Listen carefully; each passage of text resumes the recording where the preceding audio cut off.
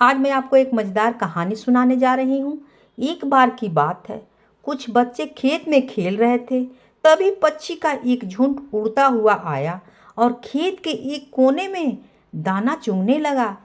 छोटे छोटे रंग बिरंगे पक्षियों को इधर उधर उछलते देखकर लड़के उनकी ओर आकर्षित हुए बिना नहीं रह सके। तभी उनमें से एक को शरारत सूझी। वो एक शरारती लड़का था और उसने धोखे से एक पक्षी को पकड़ लिया। फिर उसने अपनी कलम की स्याही से उसे रंग दिया और उड़ने के लिए छोड़ दिया। रंगने के बाद साथी पक्षी ने उसे पहचानने से इनकार कर दिया। वे उसे अपने झुंड में शामिल करने को तैयार नहीं थे। जब भी वो पक्षी उनकी ओर आता तो अन्य पक्षी दूसरे दिशा में उड़ने लगते। और तो और पक्षी के अपने बच्चे भी डर के मारे उससे दूर भागने लगे। जब हकीकत का पता चला तो पक्षी बहुत परेशान हुई। वो अपने बच्चों और समुदाय से कट गई थी और बहुत दुखी थी। उसे समझ में नहीं आ रहा था कि वह उसे करना क्या चाहिए। उसे समझ में नहीं आ रहा था कि ऐसा लग रहा था कि वह कहाँ जाए और कहाँ न जाए।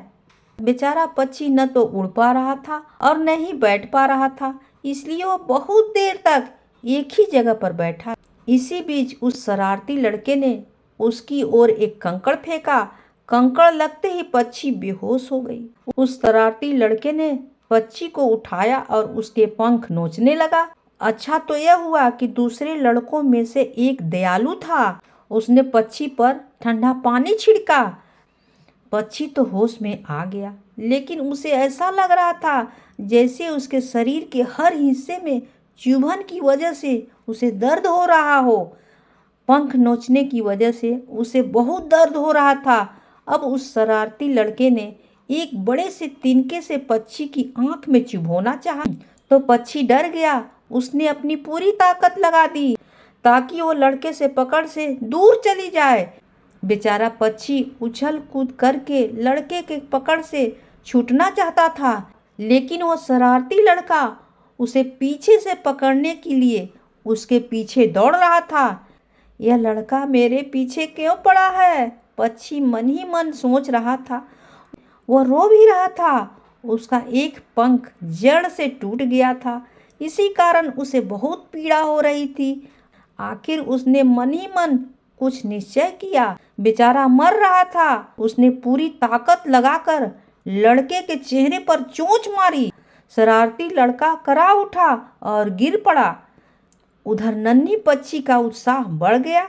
वह अपना दर्द भूल गई।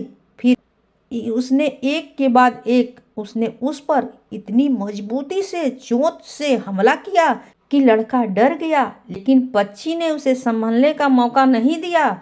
लड़के का पूरा चेहरा खून से लथपथ हो गया। फिर घबराहट में वह एक गड्ढे में गिर गया और बेहोश हो गया। घायल पक्षी भी बेहोश हो गई, लेकिन लड़के को सबक सिखाकर ही गई।